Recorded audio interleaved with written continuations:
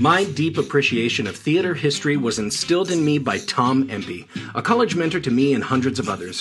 While teaching Greek theater terms, he would grab the fabric of his slacks and say, "You see these pants? Euripides Eumenides," making light of content that could be considered rather dry and stuffy while still maintaining respect for the art, which is what I want to do with this podcast. For each episode, I invite a guest from the many paths my theater career has taken me down. I give my guest no idea what we'll be talking about, but they know we're going to find an outrageous story about theater history and perhaps get a better understanding about why we're still doing it after all these years. So welcome to Euripides Eumenides, and I am your host, Aaron Odom. Apocalypse, apocalypse, I said, why you wanna show up now? Just when the heart of my life was getting good. I'll give you one more chance. Walk on out of the door, yeah. Get your ass to getting where the getting is good.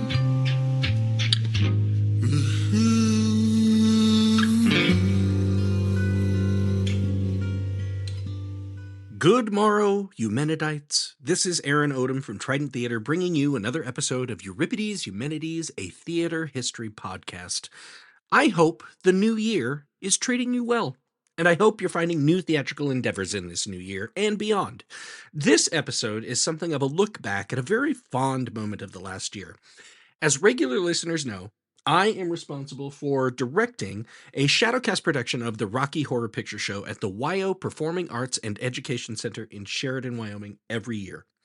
This has been my third year directing it, and each year doing this goofy, campy, sexual romp actually surprises me just how much we learn about the art of theater and why we keep doing it. We performed on October 28th, 2023 to an overwhelmingly boisterous crowd, as we'll explain in the episode.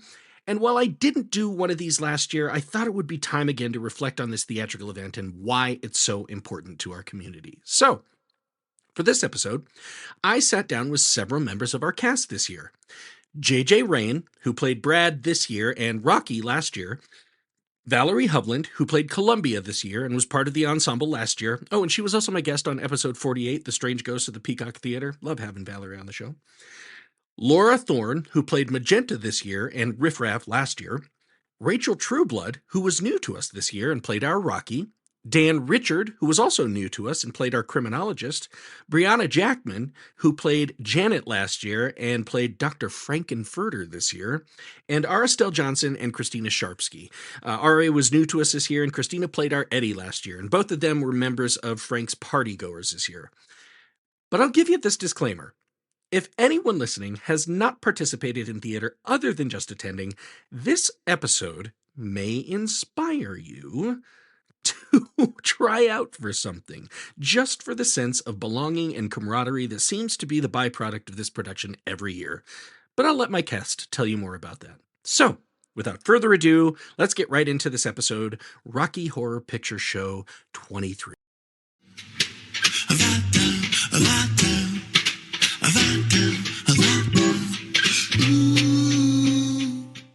This is one of those things about this show that every year is fascinating. Like, we get together and it's like no time has passed and we're like, my God, so much has happened that I need to tell everybody about. We got to talk, and I haven't seen you and I just love spending my time with you. We are still active in our Facebook group. Mm-hmm. Yeah. Oh, yeah. Months later. We share memes in there all the time. Months later. It's great. And Yeah. And Dan is here and he shares all his fish stuff, his plant stuff. Yeah. And now I'm seeing people are bringing stuff to Dan and be like, here, please nurse this back to health. You have a great support system. Absolutely. Yeah. Absolutely. Well, I think that's fostered, let's see, we have 3 of you here, 4 of you here that did this last year. Right? And then nobody else. 5. Five. Okay. You can make 6. Well, yeah. But, and, each one of those groups seems to have a different dynamic, even though they're totally accepting. And that is, we've talked about it on this show before. I talk about it all the time, the stage intimacy thing. I need to go into that. I've talked about this so much on this show, like, the asking permission, the consent thing, the taking care of each other thing. y'all were just fine getting all kinds of handsy with everybody. I think we all came into a place where a lot of us knew each other and we knew what was acceptable and what wasn't. And especially during auditions where we just kind of went, okay, cool, this is what we're doing. And we just did it. It was like natural for those of us who worked together before. Mm. But the permission made it much more sexy because you knew to expect it and you consent wanted is it. just sexy. Yeah. That's true. Consent It's sexy. Consent is sexy. Wow, an actual connection. As a first timer, I think it just created an atmosphere of safety. Oh, it Yeah. absolutely You know, did. and a place where, you know, if we wanted to explore something and if we made it vocal, then it was okay. So Yeah, I- and Absolutely. Rachel, I'm gonna hit on that. Was this your first time like doing anything? yes. Oh my god, Yeah. By the way, it's so good. Yeah. Okay, so It's our Rocky. Rachel was our Rocky Yes. and rocked it. Yes. I mean, For sure. just woo, man, like there. Okay, first off, this is the first year since I've been directing at the YO, so my third, that we did auditions because the prior 2 years I kind of knew people, I kind of knew where they fit, and I went, okay, this will probably be an okay fit, and I didn't have any unpleasant surprises as, oh, okay, that was not a good fit. Everybody did really, really well with what they did. So you coming in and being a first timer, newcomer, and I go, all right, get up there and be your sexiest self right now. What was that like? Well, I've always like growing up, I wasn't very comfortable in my own skin, but like as an adult, I've come to just be really comfortable with who I am. So just not even trying to consider what everyone else was thinking of me, but just doing what I felt was right. Now, I'll just say this. Part of why I cast you, I'm like, she looks like she could be a Rocky. And then you went and got the silicone chest. Fantastic. I wanted to fulfill that sexy man role. It was so great. I mean, it was, and nobody saw it coming. Right. Nobody, including myself, and you had prepped me for it. Like, we were in the middle of rehearsal, and I think you had to be late that night for some reason, but you show up, and I think I'm standing in for somebody, and I'm in the moment, and I turn around, and there's Rachel. I'm like, oh, hey. And it just didn't even register to me that you had this strapping, pasty, beautiful chest and abs. Of an Adonis. Of an Adonis. And so I did a classic, like maybe even a triple take. You know, it was like, hey, Rachel, huh? What? And I was floored. Oh, we all were. And then you got this like Star Wars Mark Hamill wig to go into. Like, I wanted to get you to the Tachi station to get you some power converters. And then she got the shorts with the power converter in it. Yep. That she did. Added buns. Yeah. The buns, God, yeah. So you already had the package, and then you added a package. That was See, but funny. I loved the duality of it because Yeah. I was watching the recordings my boyfriend took of the show and seeing Rachel out there as Rocky, it was like, oh wow, that's pretty sexy. Okay, Yeah. that's great. And then you see the floor show and you're just like, Oh, Damn. So Aaron paid her the best compliment. Rachel, he said she's got this saloon girl. How'd you put it? It's Saloon Girl energy. That's it. okay. Yeah. It Yeah, was. for the floor show was amazing. Yeah. Yeah. And so for my listeners, what happened, we removed that chest, we removed the and we had Rachel just come out in, you know, a sexy lingerie getup, which is pretty standard for the floor show, and just As a woman. rock herself, Yeah. man. And it was and I gotta say it, this crowd this year, that was my surprise. That was a surprise. I've talked about it before, how every year this is a surprise. Christina gave us a great surprise last year to see our Eddie planting a big fat wet kiss on Columbia. This year, the crowd was my surprise.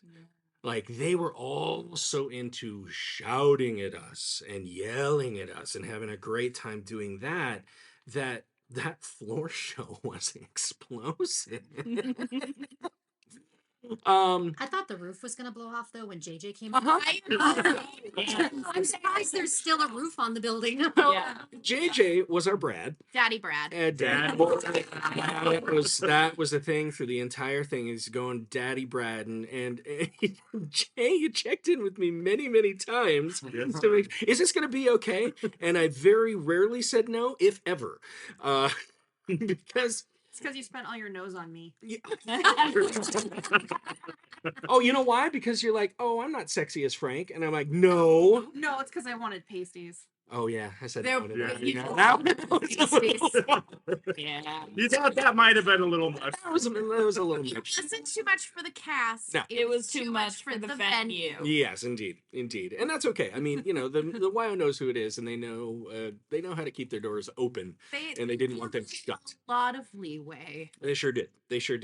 But Jay comes in to that floor show with the most outstanding costume that he probably could have, and I think it was partnered with just how you played Brad through the entire thing with very like if you could have a higher button to button, Sure, button yeah. it. Yeah.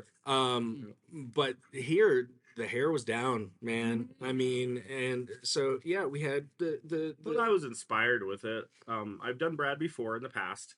That was the first time I ever did Rocky was Brad, and I was very self-conscious when I did it. It was my first experience, and so getting to do it again, I wanted to push kind of my comfort level, and I became quite comfortable doing entertainment, for people, and so I had to figure out what makes me uncomfortable, and a lot of bondage stuff and things like that, I'm not very familiar with. So I thought, hey, let's do a harness. Let's do a flogger, and so I had to learn how to do. I'm beating the heck out of I had to learn how to do all these. God. But the thing I liked was I brought in a different aspect to Brad. I noticed a lot of people talk about masculinity right now, and that's a big subject. yeah. And I agree there is toxic masculinity. One thing that I do understand, though, being a man, is there is also healthy masculinity because yeah. we are men and it is natural. And so I wanted to really show a healthier version of a masculine male. And so I liked the contrast of here's this Brad who doesn't know what's going on and he's so undersexed, but then he gets so excited and uncomfortable throughout the show that at the end he's all right with just being this manly man with this whip that's like, hey, let's get this going. And I thought it was a really neat experience for me. It helped me understand and to I guess open my eyes up a little bit more to different takes and different ways you can play a character versus the first time I played it was very by the book. Yeah. I was afraid to even step out of line. This time I was like, ooh, I had 7-inch hills. Oh my god. Yes. And even that was a challenge for me, and it was a really cool experience. It was hard to stay frozen on stage watching you perform. proscenium and is leaning on me, and I'm like, it's a good thing you're married to a nice man because I would take you. Not married. But I did very happy. Yes. I do have to say, Jay has a very supportive boyfriend, Colt, who last year, would come and like if somebody needed a coffee or a water, or if he had some sort of prop that might be down in the trunk or something like that, he'd be there with it. Oh yeah. This year, Jay said, "Don't come because I don't want you to see this until the night of the show." Yes. Now on the night of the show, Colt is back there in his costume, and we shook hands and everything. And I said, "Colt, I think you're going to be very happy with this." He was so happy, so he filmed it for us. And I'm going over the footage from the film from when he was filming, and it's pretty steady. We got pretty good stuff. And here I come, and it zooms in, zooms out, it's shaking, and I'm like, "What happened?" He goes, "I didn't know what to do." I got so flabbergasted. His brain he's like, "Do I zoom in? Do I zoom out? I don't know." So which made me feel great, So we definitely surprised him. Well, here's another fun surprise that I had, and with this audience, and Dan Richard here was our criminologist this year. Where's your And that's something we worked a long time on in rehearsal. Is Dan, you're gonna have people yelling at you. a lot. How was that? Actually, the rehearsals were the ones that were getting me. Just everything that you guys were saying. We came up with new stuff just to throw in. Just for It was hilarious. It was. It got me off guard. But when I got up on stage, well, it's a good thing I don't hear that well, but I didn't hear really the audience or anything. So I was like, no big deal. So I just walked the stage. Oh man. I was Frank this year, Ooh. and like didn't even register the audience yelling, and I was like, oh, they're not excited about me, and Brayton was like, no, Oh. here is the video, and it's like about the speakers on the phone, and I was like, no, I didn't hear any of that. Wow. And I can relate because when I went out as just Brad, I did not hear that. I heard it a little bit, but when I watched the film, I was like, "Holy crap!" I knew, you know, and they went nuts over you, Bree, too. Like when you first threw that thing back, like my level on my computer, like the bars go up like this because it gets so loud in there. Well, that's the cool thing of that stage is it really. Dan, I just loved watching him come out because Dan's experience on stage is probably vastly different than mine, and he was like the consummate professional. The audience is just screaming at him, and he's like doing his lines so prim and proper. I was like, man, I thought you'd been doing it for years. Yeah. I thought you'd been on stage for years because you were just anyone. So I'm like, well, if they're not going to yell anything, I'll just do my line. So you were blasé to the whole experience. Yeah, well, the first one, right? And you guys were like, they're going to be yelling and this and that. And when it didn't happen, I'm like, well, all right. So, but if it was on tape and it was different. Oh, they grew into it. Yeah. And I'll go back to Bree here, who last year was our Janet. Which was my first time on stage. Wow. You did great as Janet, too. That was amazing. But this year earned the Frank spot. The heels helped. Yes. They were 6-inch heel-less heels. With spikes. They were the spiky, like horse hoof type. Oh God, they were so awesome. But I'm going to come back to this a little bit, just because there has been some critique of Rocky Horror productions in the modern age that relate to this in a way. I think some of the lack of audience reaction you heard was they're expecting this man to come out, this slinky, sexy man with a big afro. And Bree had her cute little like Leia buns on and pompadour and pigtails. Yeah. And this big cloak. And we're like, I think that's Frank. I think that's Frank. Okay, yeah, there could be anybody else. It's the last one. It's Frank. It's obviously Frank. And then you go off stage and disappear, and we don't see you again until Sweet Transvestite. I think a lot of the lack of audience reaction that you felt was because their jaws hit the floor when you threw off that cloak. Oh, yeah. Because you embodied that so deeply. There was just no denying that you were the sexiest thing on that stage. Right? Yes. Absolutely. They were expecting a sensuous male, and what they got was a sexy bombshell. Oh my God. Well, I will say it might be the curviest Frank I've ever seen in my life. Well, the floor show, when Bree came in, and had those feathers. And it really brought like a sensualness to that. And that was quite different than any of the ones I've experienced with Frank. Yeah. And so I gotta give you credit with that, Bree. It filmed really good too. Like it looks amazing. Oh, I'm sure. With the water behind you and the smoke frames you while you're doing those feather things. I mean, it was really neat. So beautiful. The way that you turn them, it was just the stage presence. Oh yeah. Hypnotic. Absolutely. It was amazing. It really brought you into the show. It was a classic exotic show, not a stripper. Yes. Exactly. Yes. It was burlesque. You know you're not really going to see much, but you're still excited. Yeah. And that is a legitimate form of entertainment that has been out there for centuries. And that's okay. Yeah. And it's okay. Part of life is sexuality. Part of life is experiencing that part of sexuality. And you know, for the audience, this has become a thing. Like, this show is now a consistent part of the YO Theater season. Okay, they hire Trident to come in and do that show and run it because it is getting at least a 75% house every year. That's great. It hasn't gotten bigger. It hasn't gotten smaller. It's stayed consistent, which means we have our fan base. Oh yeah. And I would suggest that just as it has been in the last several years, that fan base is primarily people who look, frankly, we live in a little rural town that, champions Right. itself around traditional values. And there's nothing really wrong with that. But there are also people who are like, I don't 100% fit that mold. Mhm. And I want to feel comfortable in my own body, in my own skin, using the name I want to use to identify myself. Mhm. Things like that. So what is your experience? Ari, this is your first year in the show. Yeah, this is my first year in the show. I had never seen Rocky Horror going into this. Wait a minute, you hadn't? No. No. Yeah. Oh, Yeah. that's amazing. Yeah. That's amazing. But I wanted to go in hardcore. Yeah. And by golly, I did. Yeah. Well, and I do a lot at the beginning of the rehearsal process to be comfortable with each other, and I pay a lot of attention to making sure pronouns are respected. Oh, absolutely, and I appreciate it. Yeah, because you're somebody who uses alternative Yep, pronouns. I use they them pronouns. Perfect. I have for the past decade. Excellent. That was funny this year because we didn't have a lot of that this year. Uh-huh. And it was interesting to me because when I introduced myself as I'm Aaron, I'm the director, he, him, his, several people afterwards were like, nah, I don't care, call me whatever. Mm. Oh yeah. and I went, well, that's cool.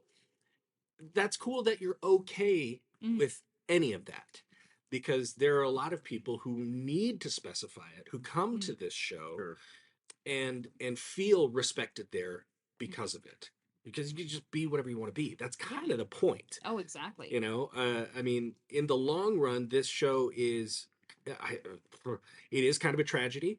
It's Frank allowing physical pleasure to bring about his downfall and enslave other people, and that's not good. Yeah. That's the point of the show. Yeah. Don't go overboard with it. You can be what you want to be, Yeah. but don't become evil with it. Uh-huh. So there were so many people who this is their night. Yes. This is, and it's done on Halloween every year, so people, that's just the thing. Like, what am I going to be this year? I'll be a slutty nurse. What am I going to be this year? I'll be a slutty lumberjack. But you were talking about people, how this show makes people feel like who they are. When we were taking pictures out in the vestibule, Oh yeah. there were so many people that were dressed up for Halloween as the slutty lumberjack. But there were so many people who you could tell the way they were dressed was their authentic self. Oh, absolutely. And you had feathers and sequins, and maybe they had clothes on of a gender that they weren't assigned, And like big drag makeup. Yeah. Beautiful. And Yeah. you could tell they were happy. And the Oh, comfort level was just off the Oh charts. yeah. Yeah. Absolutely. And they thanked all of us. Thank you so much for doing this, because I feel it's like, wow, I didn't know my little part made them feel. It was like, cool. Oh yeah. Right. Right. And they were so excited to be able to be in this little small town, but being their larger than life selves. Mhm. It was Exactly. great. It was a lot of fun. Well, I remember it a couple years ago. When you talk about that, you talk about like maybe somebody who is assigned male at birth comes in a dress and they've done their hair up and everything and they feel really comfortable. Mhm. A couple years ago, I saw somebody who I had known as assigned female at birth, kind of like flannels, suspenders, nice stocking cap, and put on stubble makeup. Oh, I'm like, nice. even that's where you are. It's like, I'm Exactly. feeling hot tonight Exactly. in my big lumberjack Lumberjack self. outfit. So going back to meeting people in the vestibule, like the first two people that come up to me were these little girls. They couldn't be more than like 18, Oh wow. and they're like tears in their eyes, looked at me and said, I aspire to have your level of confidence. Oh. And I was just like, I don't have confidence. Have you met me? Until you make it things though. I just wanted to hug them so much, because like you can be whatever the hell you want to be. Absolutely. How'd that make you feel hearing that though? Yeah. Being somebody that doesn't feel confident all the time. Like I wanted to cry, That's awesome. because I was like, you guys are beautiful, and I adore you. And thank you so much for coming. Lovely. I got something similar. So I'm a little older than y'all, and I got a couple of grandmas that were like, hell yeah.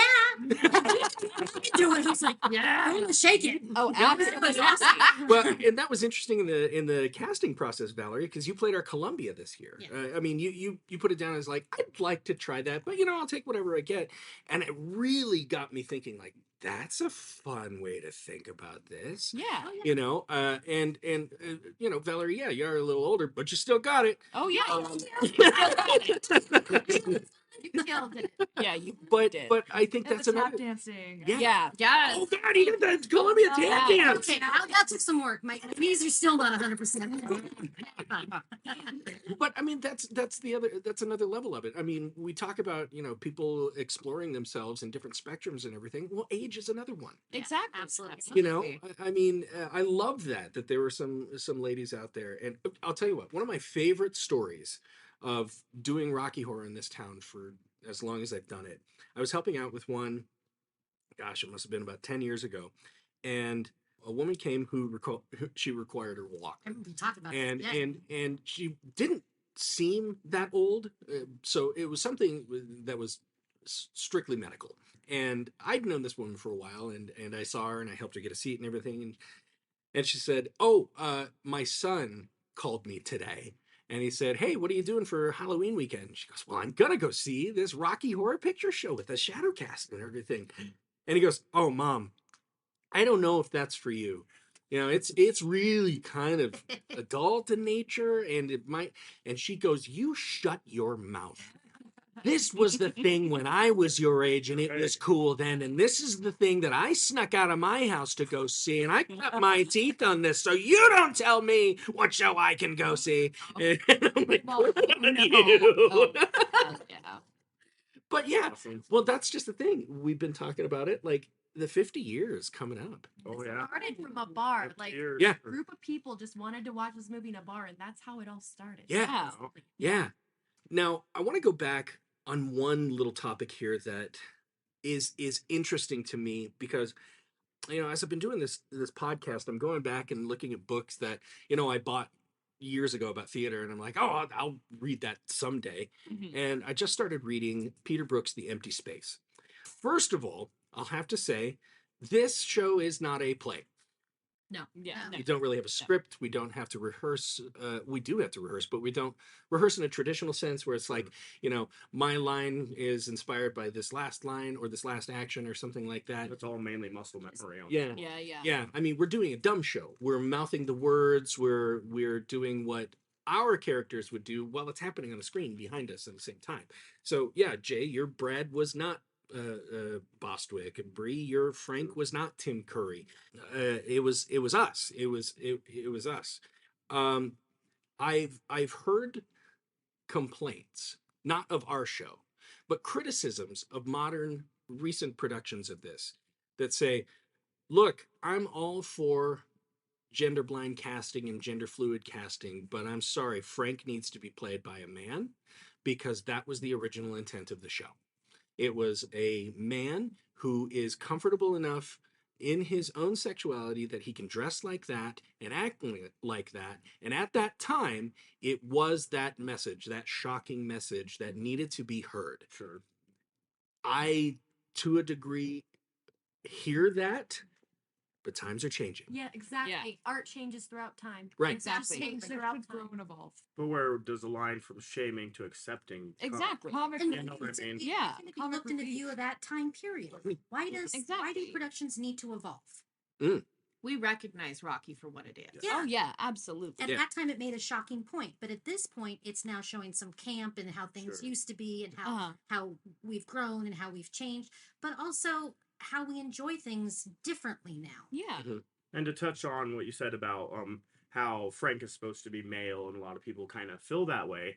The thing I like about how Bree is female and did that is representation matters, and we're in a world right now where absolutely. there are female males, females and males who both are identifying differently with who they are. That people are starting to express themselves inside versus the outside, and so I think with changing and the way the world is changing by changing roles up like that from time to time, we're representing people who are not represented by the "it needs to be a male." Mhm. Because the point of it is not necessarily he needs to be the male. The point of it is he's not from here. He is not like the norm of Mhm. society, and he breaks it because it makes him feel sexy. He's never got to do it. He's never got to let his hair down per se. Right. And I don't know about you guys, but all the women and men that I know, they all need that expression as well. And so I think Oh, that absolutely. it's really neat to be able to be in a world where we can we can change that up a little bit to give a different representation each year. Yeah. Yeah, similar. Just Yeah. because And similar, it's- yeah. yeah, exactly. You know, Well, so. I bring up Peter Brook's thing because his whole first section of that book, The Empty Space, is called The Deadly Theater.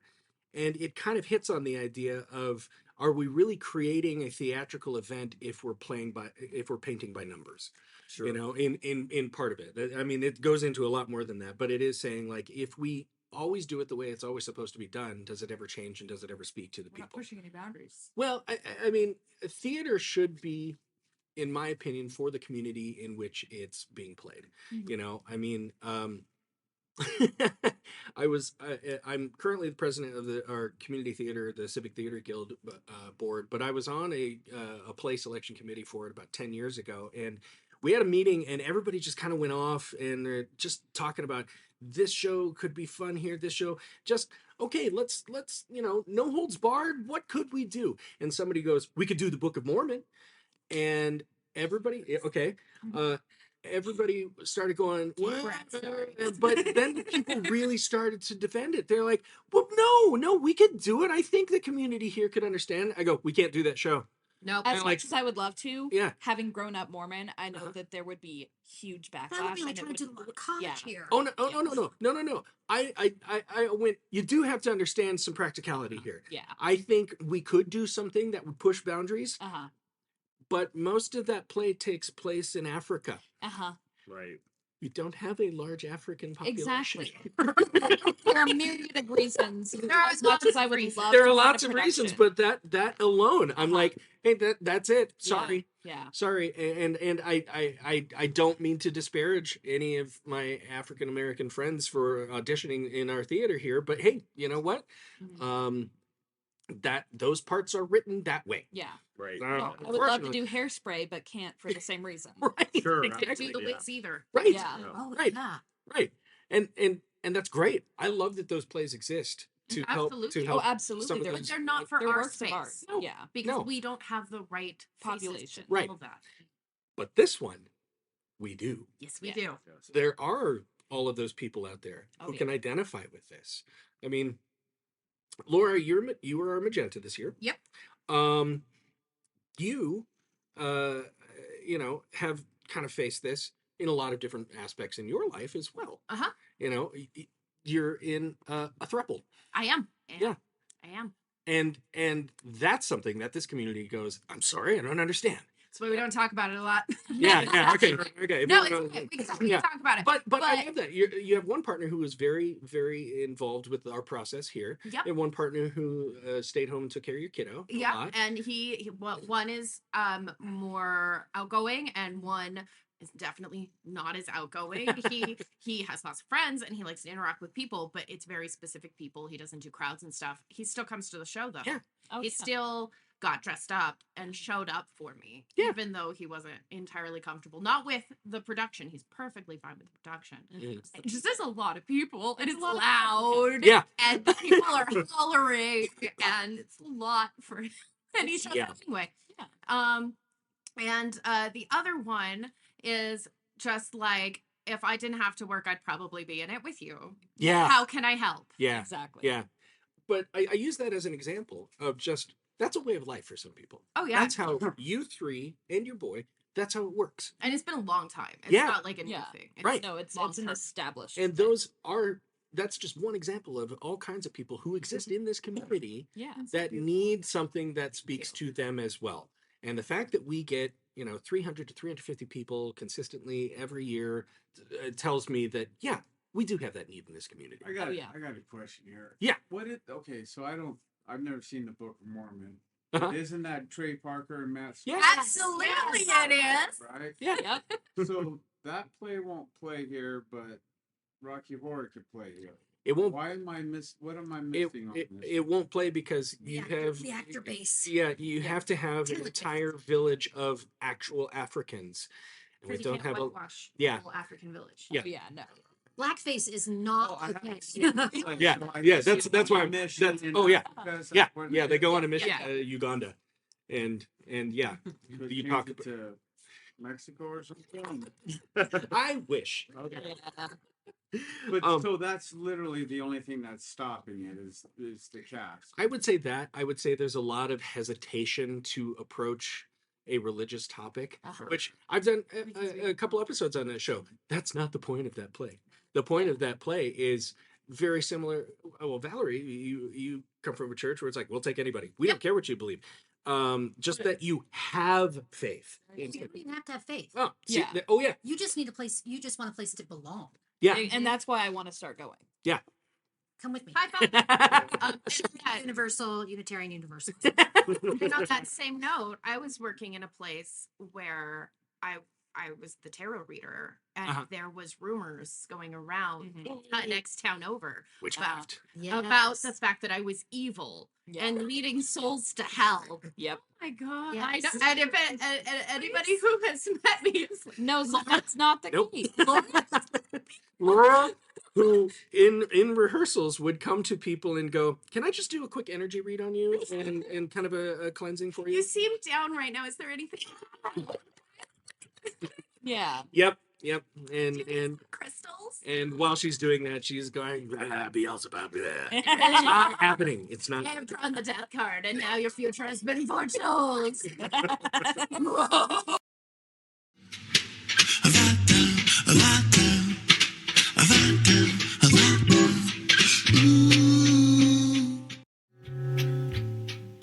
I warned ya.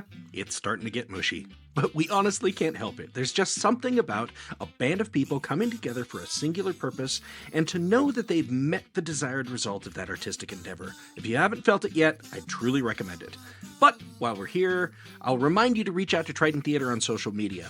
Both Trident and Euripides Eumenides have profiles on Instagram. Make sure to follow those. You'll also see some video of this past year's Rocky Horror Picture Show, and more specifically, the audience involvement. It's pretty powerful every year.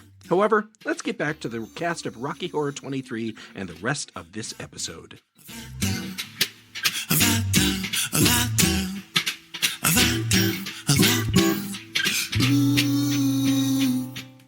But going back to this idea of this being a theatrical event, Yes. when I say it's a theatrical event, what does that inspire in anybody here? Just to push boundaries. Push boundaries? Okay. Putting my blood, sweat, and tears into something Okay. that I can be in front of people who give me the attention that causes the adrenaline rush that makes my brain happy. I'm a junkie, an adrenaline junkie, and I need your applause. Theatrical event to me just means something that people go see, you know? People It's go an see. event. Yeah, last year we had people as young as 16 in the audience. Yes, yes. And I do want to put a disclaimer on that. They do have to come with a parent or Yes, guardian. they did. We It's make sure of that. like it's a thing in our town that people want to go do. That Oh, it's a yeah. theatrical Yeah. event. It's a fun thing that our small town gets excited to go do. We don't Yeah. have many events in this town anyway. So. And it's not over preachy. I mean, Yeah. there's Yeah. some fun. theatrical events. Yeah. I just went to see The Crucible, which was put on by the National Theater. The YO screens that.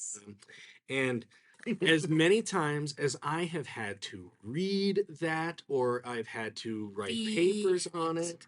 Yes. Oh, I loved being in the Crucible, You but I did? was Abby, so No wonder people think you're evil. no wonder. That was Uh, so much fun. I don't know. but the point I'm just trying to make there was, even though that show was 3 hours long, I remember reading that and so many times just going, when is this gonna be done? And they made it clip. They made it clip so fast. Like I was fascinated by the whole thing. And at the end of the night, I went, wow, okay, we had a legitimate, like entertaining thing that made us kind of question the levels of mania that a group of scared people will get into. Mhm. Now, our show is not that. No. Yeah. It's not that at all. But it is a show where people are exploring something. Mhm. They're Absolutely. trying to find something. And that goes into something that I think if my listeners have been listening for the last half hour at all, I realized very close to the time of production that there has been an interesting theme that has happened. When you gather a group of people together to do some sort of theatrical thing, you have no idea what you're going to get by the end of it. I try to foster a relationship with everybody where we're all accepting each other. We understand the parts we need to play. That we're players on a team, and in this thing, there's technically Frank is kind of the draw, but I mean, when you watch the movie, you're like, yeah, Tim Curry is the most fascinating thing to watch in that movie. Well, isn't he always? It is Tim Curry. Mhm. It is Tim Curry. But with this one, we all have this kind of ensemble feel. The theme that I realized happened 2 years ago was everybody there was looking for something. Mhm. Everybody had something they were seeking. We had one person who was trying to inject himself into society, understanding that he had autism. We had somebody who had made the female to male gender transition, had been taking hormone therapy for years, had the chest reduction surgery, and was going, I need to feel comfortable in my skin. Yeah. I need to be around people who will treat me comfortably. So those are just a couple examples. Last year, everybody was looking for a tribe in a way, Mhm. like a group of people. Would you say the people who were here that were in it last year, it was like they needed a place to belong. Sure. They knew who They they needed to were. find their people. Yeah. Because Needed- they felt lonely and alone, and they needed Right. family. They needed the connection. Yeah, and had something they wanted to express, but every other place they tried to express it, it was like, nah, this isn't for here, Yeah. I right? know for me, like I did Rocky Last year, year. And for me, like I'm a very confident person, and have been for quite some time, but I've been through a lot of medical things. And Right. so my body, plus I mean I just turned 40, so last year I was 39. So I was going through this whole change of thought process of am I still attractive? Am I still able to do this? And I was super uncomfortable at first playing Rocky. I mean, I had these tiny gold shorts, and there wasn't much to the imagination going No. on. But by the end of it, and after the reaction I got from the audience, it Cool. made me feel so good about myself that I was like, why have I been beating myself up so much if that's a reaction I get from strangers? Mhm. Uh-huh. Imagine, Absolutely. and so, Mhm. and I think a lot of people, that's kind of, they wanted some confidence, or they wanted, like you said, that we didn't really fit in. There wasn't anywhere really to go to Yeah. find that belonging that a lot of us needed in our hearts. And last year we all kind of, I think, healed, and to the point that this year I came in confident. Oh yeah. Like I'm gonna Ready to go. That. So it was cool Yeah. to see the growth that I got from just doing the show. I mean, that's what this show does to people. It makes you Mhm. feel like a human. It makes you feel like you're part of this society, but you are sexy and you are Mhm. okay for being sexy. Yeah. And it's a neat feeling. I love too that if we had like an idea, an artistic idea, that we could take it and run with it. Absolutely. You know, Oh, yeah. Yeah. and Mhm.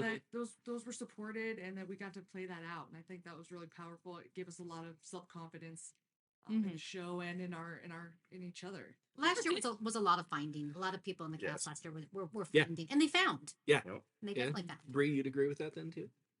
Yeah. So my first year doing this as Janet, I had zero confidence. And this year I had zero confidence because I gained weight and I don't feel like, I look as good as I should. And I have lost a lot of things because of my divorce, and I don't get to do my group activities of like trapeze and stuff where I did fit in, where I felt, Mhm. I had a circus family. I loved my circus family. But I don't get that anymore. And now I have a theater family, and I feel really connected here.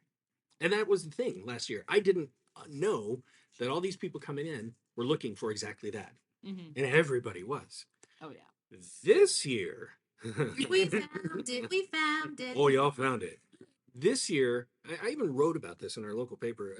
This year, the theme was confidence. For sure. Everybody knew they were something, and they needed a team of people around them to be something. I mean, Dan, you even told us in the beginning, you've had this is like a second awakening for you. You're like in a second part of life for you, and you're really dedicating yourself to your fitness. Yeah. Even that, where you're like, I just know what I want to be. Like that coming in, everybody had something like that, and they just needed to be around other people like that. Agreed? Yes.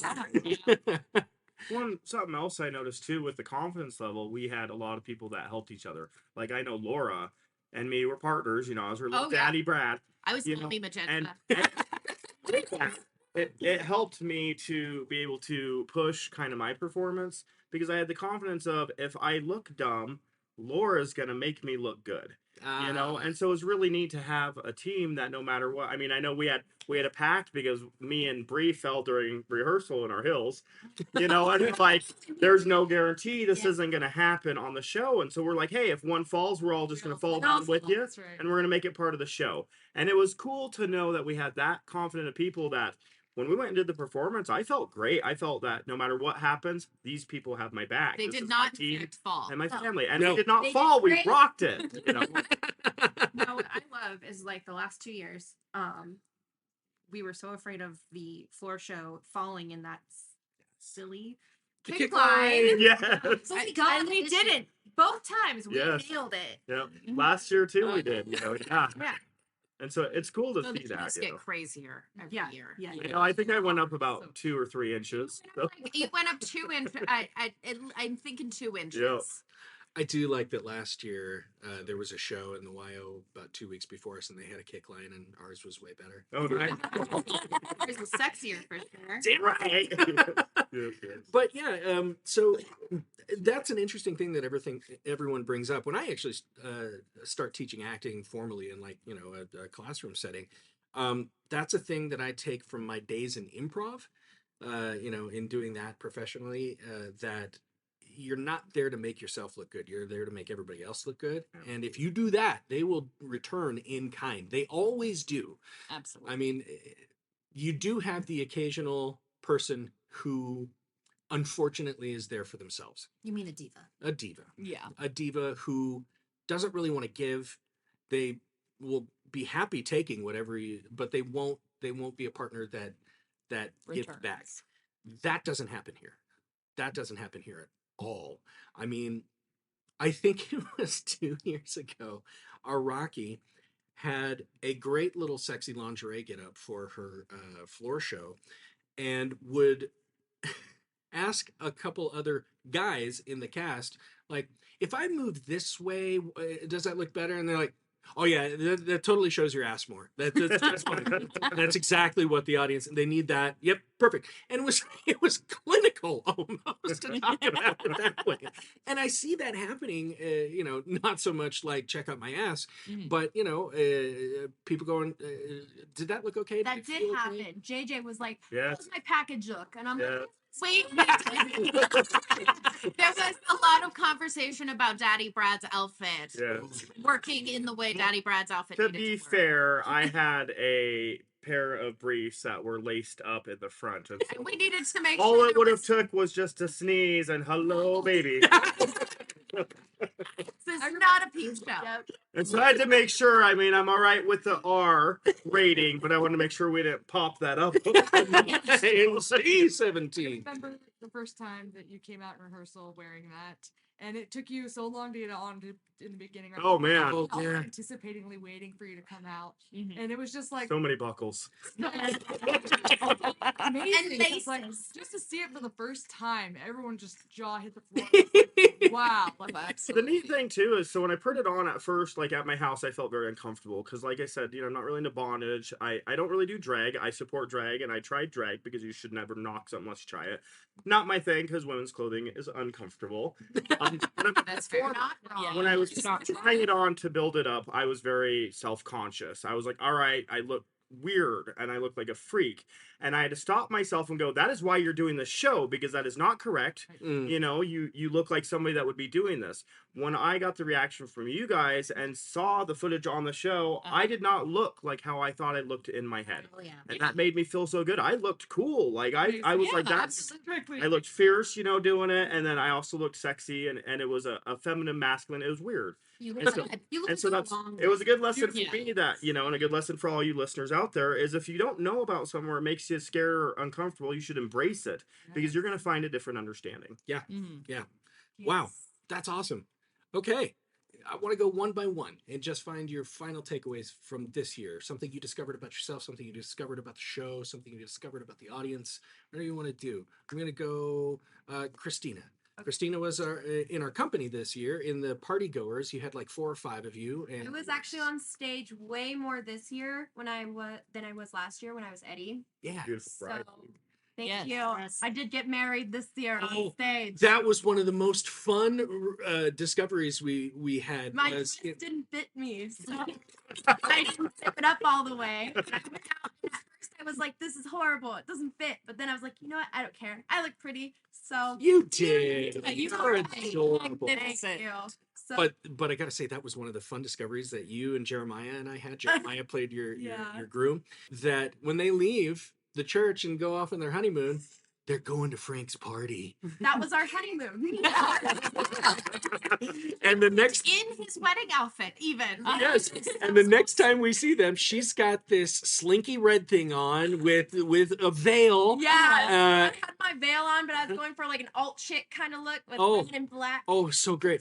And then Jeremiah has this like Elton John look with this white The veil top was hat. very last minute. I was like, should I just like go out with Yes. the veil? And so I Yes, absolutely.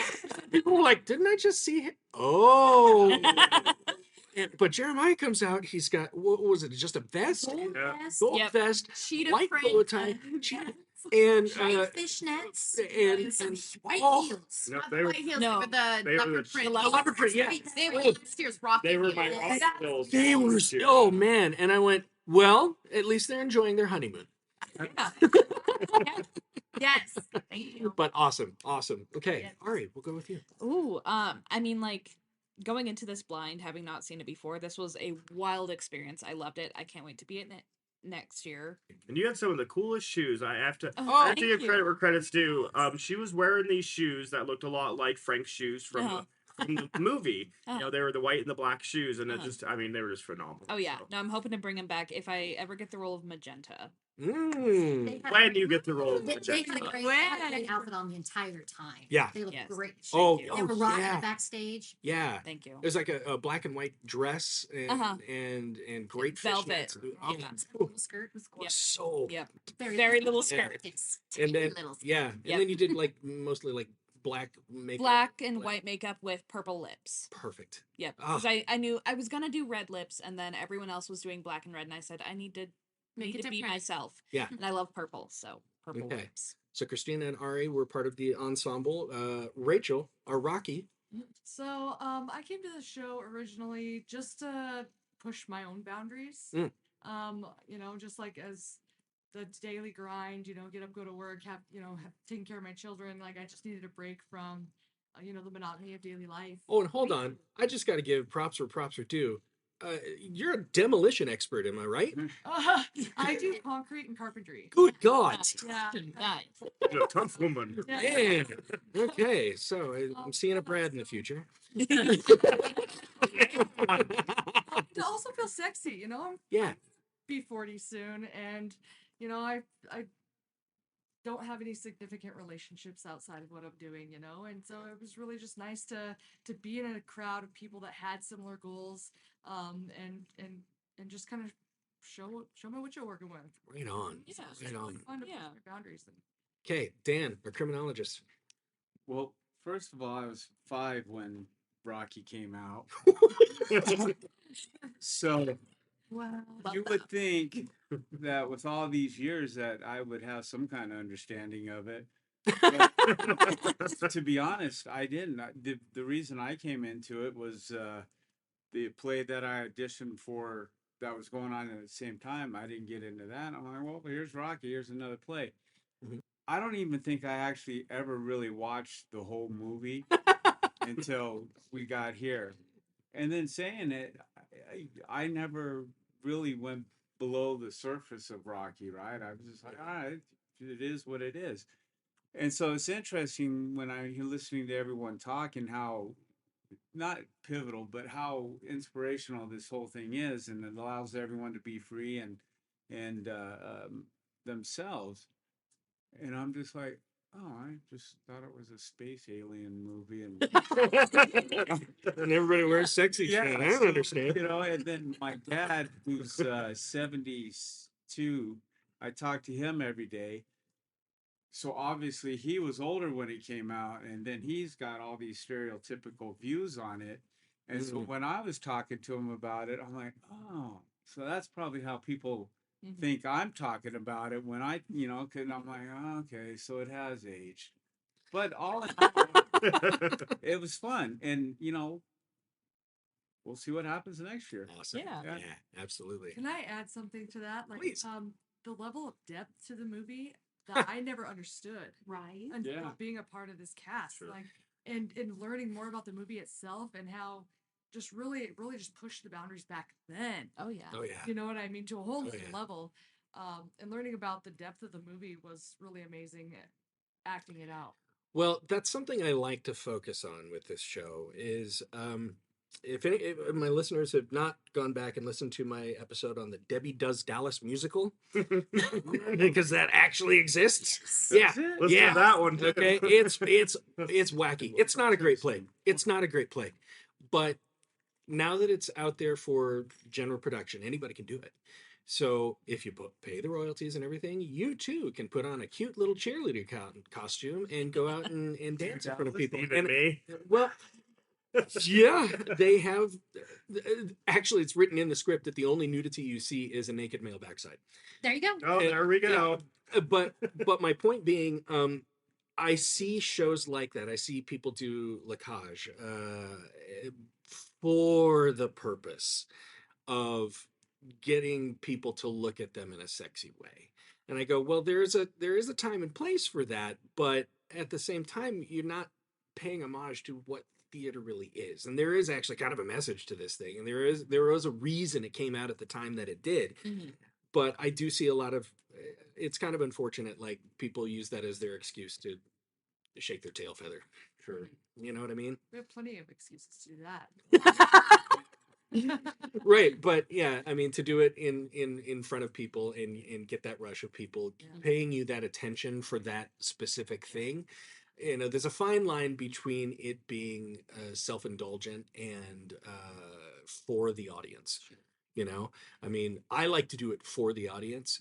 I know it feels good to be on stage and have people yell at you and have fun and scream for you, but if that's your only purpose for doing it, then we got to pay attention. Anyway, yes, good point. Laura, Yes. or Magenta, your takeaways. So I had a lot going on this year.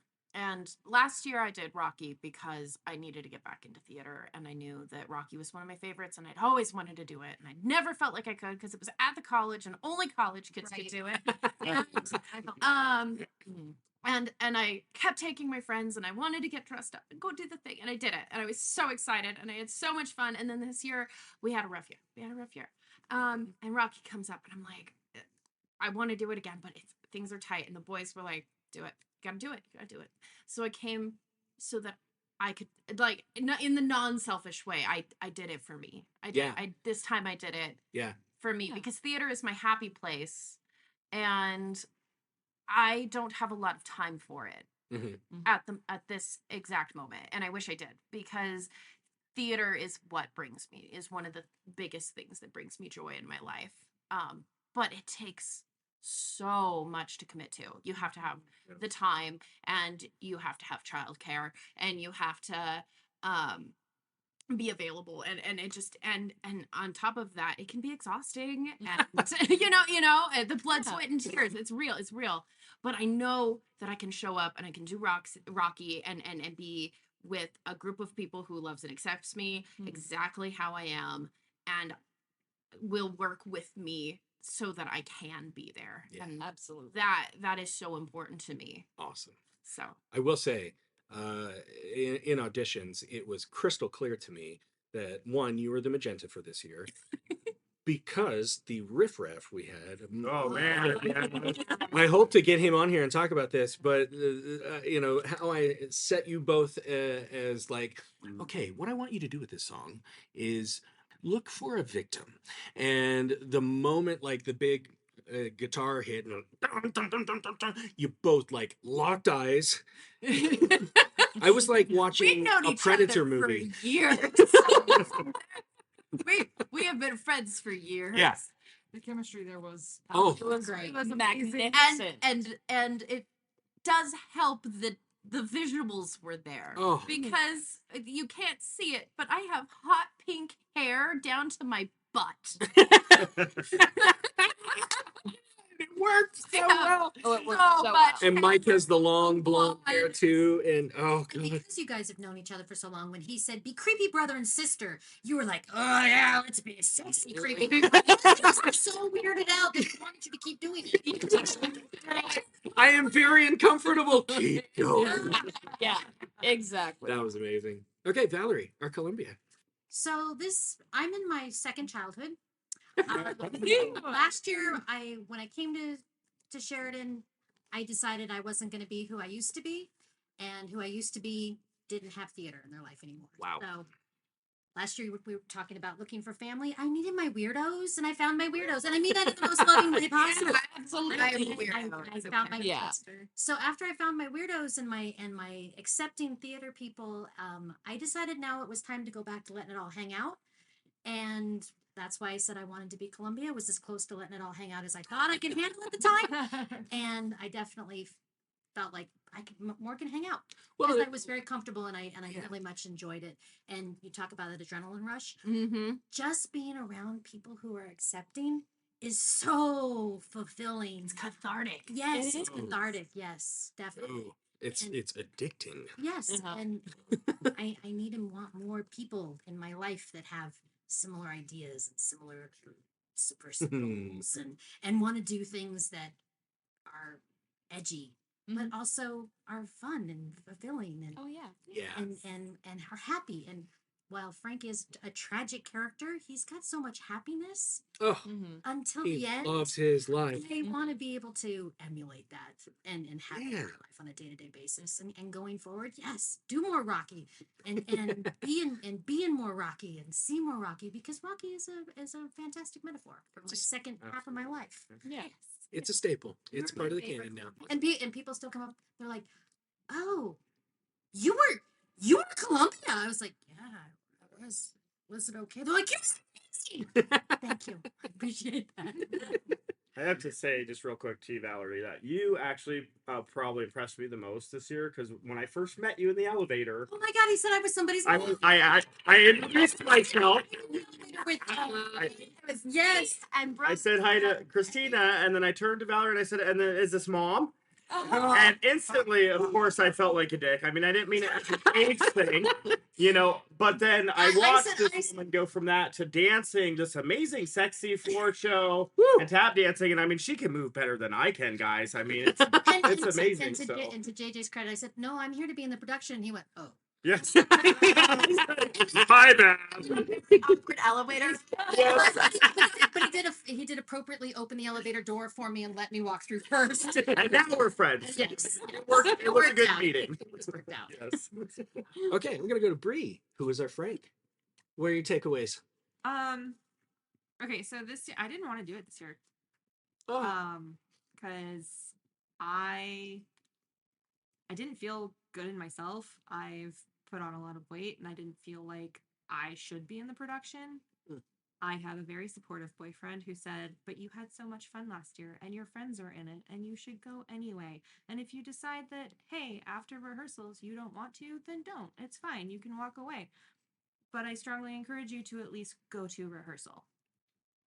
So I did, and here we are. And it was And you felt better once you were there, right? I did, because all of you were there, and all of you are such beautiful people who make me feel better about myself. Not to be selfish about that, but like, No, same though. Yeah. like you guys make me feel valued, and like I'm not a stranger in a strange place. Mm-hmm. It's kind of like, we are the weirdos, mister. Here we are. Yep. Yeah, we Please, celebrate just this family. Yes. Exactly. and it just made me feel good. It didn't matter that I put on 30 pounds. It didn't matter that I'm not the prettiest and that I'm 35. Seriously, that's why when I walked in, I was like, hey, the band's back together. That's what it feels like. Yeah. and I will say it this way: I've recently rediscovered a love for Charlie and the Chocolate Factory. Everything. I bought the book again. I'm halfway through. I'm like, I just love Did it. you watch the new one? The The Timothy Chalamet. I have not seen it yet. I hear it's His name amazing. is Timothy. hear it? Interesting. But I will rephrase the "We Are the Weirdos" with Gene Wilder's wonderful reaction to the little snot veruca salt saying "snowsberries," and he grabs her little face, and her tongue is still sticking out, and he looks at her dead in the eye and says, "We are the music makers, and we are the dreamers of dreams." Yeah. Love it. Out of nowhere, this nugget of wisdom. Okay, JJ, we finish up with you. So I played Brad. This is my third time doing the Rocky show. Each year is extremely different, which I really have come to. It's been very endearing to me. I always gain confidence while I'm doing it. It always helps me with internal struggles, even struggles I don't want to talk about. You know, it helps, just like, you know, an alcoholic would go to an AA meeting. You know, it helps your confidence level big time. I think my biggest takeaway from it is reflecting on how much I've grown. In my acting abilities, you know, because that is something I'm constantly working on with my job, you know, and then in my confidence. So it was really neat to see the different takes that I did. But the most enjoyable part, obviously, for me, is the people I get to work with. I mean, we got so close. We had someone was making bracelets for us. Yeah. I mean, it was just this really tight knit kind of family.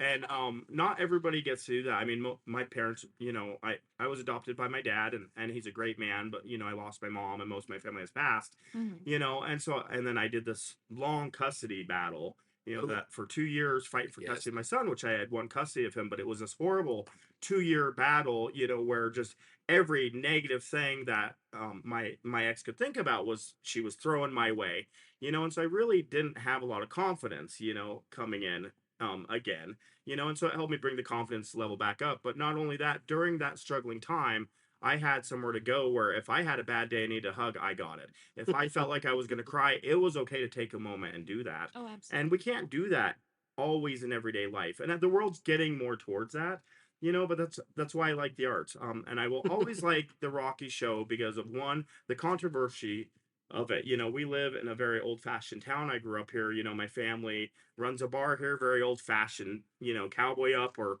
you're not a man kind of family, you know, and so to do a show like that in my hometown, you know, it's just like how we do Pride, you know, here, which is a really neat thing to see. I got to experience that.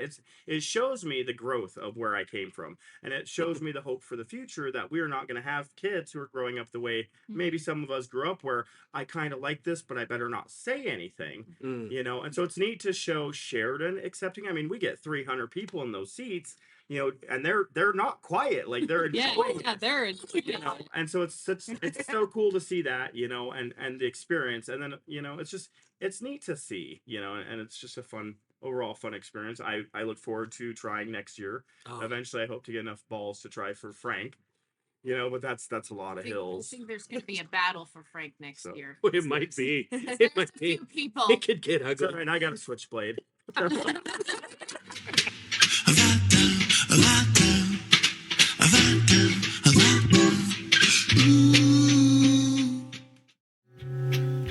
After we finished recording, my cast reminded me that I didn't share my takeaways from this year's production. So, I'll lay it out for you here.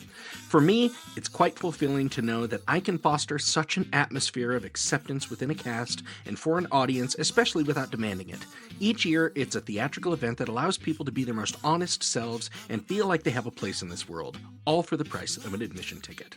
Now, for the next episode, I'm going to follow up with some of those cast members who couldn't make it to this recording. With them, I'll do one-on-one interviews and hear their perspectives. But for now, I'll sign off. This has been another episode of Euripides Eumenides. I'm your host, Aaron Odom. Another episode will be in your ears in 2 weeks, and I will see you at intermission.